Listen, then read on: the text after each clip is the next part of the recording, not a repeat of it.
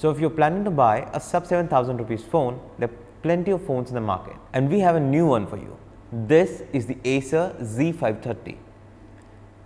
Hi, this is Hardik Singh from Digit.in, and we are today reviewing the Acer Liquid Z530. Acer's Liquid series of phones have been around for a while now, and to be honest, the company has not been able to crack the market, but that hasn't stopped them from trying. Recently, they announced two new smartphones, the Acer Z530 and the Z630S. At first glance, both phones tick all the right checkboxes in their respective price categories. Both come with solid spec sheets and top of that a very competitive price tag. However, being just the same as everyone is not an option anymore. If the company wants to sell a phone, the product has to deliver better, not just by a small margin, but by a large percentage.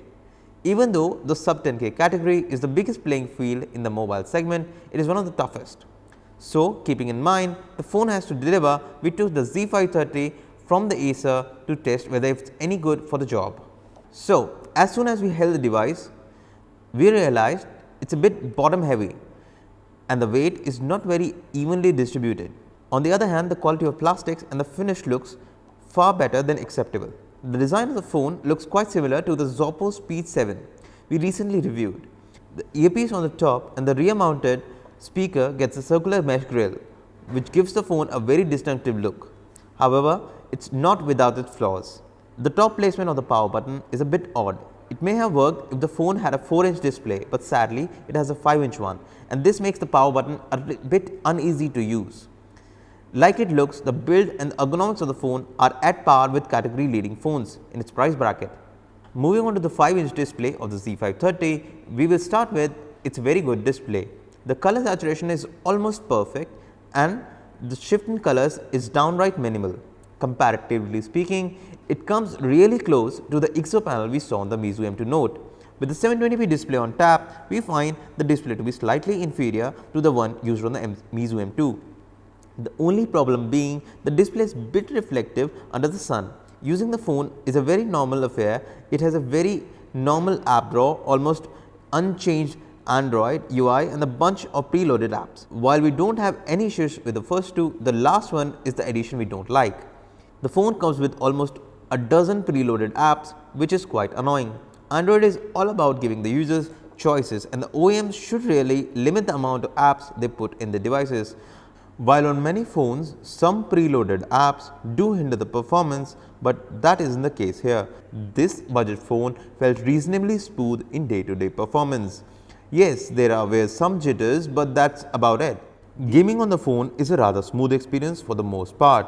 We did see it lag occasionally, but not until we were 20 minutes well into the game. On top of that, the phone doesn't get any more than warm while playing. All in all, the performance is quite good for the price. The calling quality and the signal reception is average. However, in the sound department, it seems Acer has really put some effort in the speakers of the device.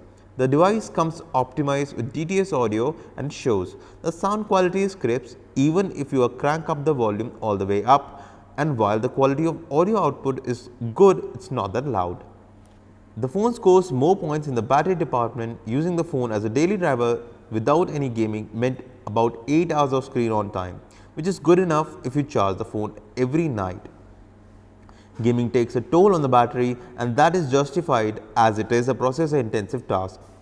While gaming, the phone burns about 25% of the battery in an hour of gaming. Overall, the battery performance is very good. Camera is a low point for the device.